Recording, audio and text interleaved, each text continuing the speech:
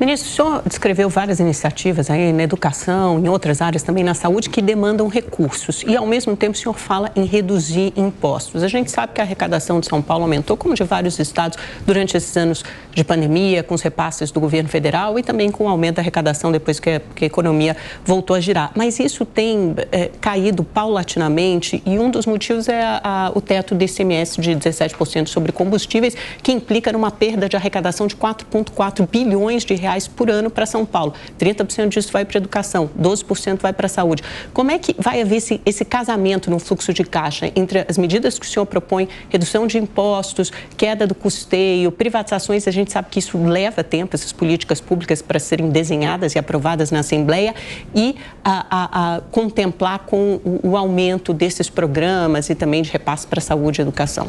Eu acho que isso tem uma lógica, na verdade, de incentivo à atividade econômica. Se a gente for ver o orçamento do Estado de São Paulo nos últimos anos, ele foi pulando.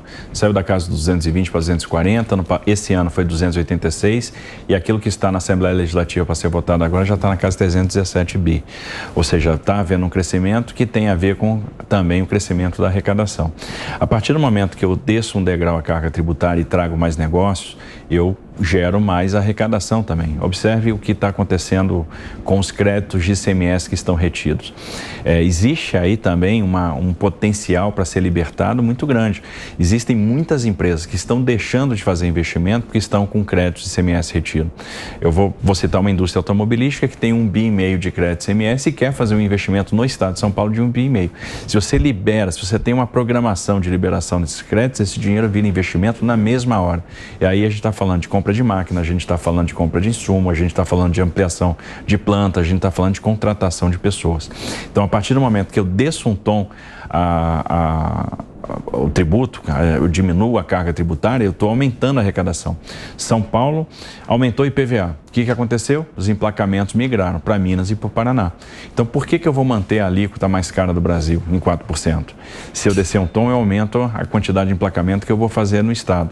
Então, a nossa ideia é baixar o IPVA para 3%. Né? Criar um incentivo, por exemplo, o híbrido. O híbrido é a redenção da indústria automobilística e é muito importante para o estado de São Paulo esse investimento no carro movido a etanol e a eletricidade com a célula combustível que vai gerar o hidrogênio a partir do etanol.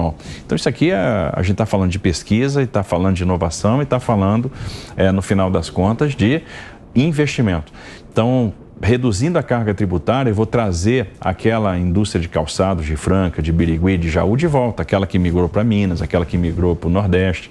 Eu vou trazer as indústrias de laticínios e as processadoras de alimentos, que foram para Minas e para o Paraná e Santa Catarina, de volta. Eu vou trazer, por exemplo, as indústrias que foram para o Mato Grosso do Sul, atrás do incentivo tributário, de volta para a Alta Paulista, de volta para o Oeste, e eu preciso combater a desigualdade regional que existe no estado de São Paulo. Ou seja, eu tenho um desenvolvimento muito forte no Vale do Paraíba, na região de Sorocaba, Campinas, Ribeirão Preto, mas eu não posso esquecer do Vale do Ribeira, eu não posso esquecer da Alta Paulista, eu não posso esquecer do Oeste do estado, eu não posso esquecer do Sudoeste do estado. Então, eu tenho que trazer negócio para essas regiões, trazer um emprego para essas regiões, e isso vai se dar com incentivo regionalizado. Então, no final das contas, uma dose de incentivo traz negócio e esse negócio aumenta a arrecadação. Além disso, tem que haver uma desmobilização de parte desse ativo do estado que está parado. Por exemplo, eu falei do patrimônio imobiliário de 130 bi de reais.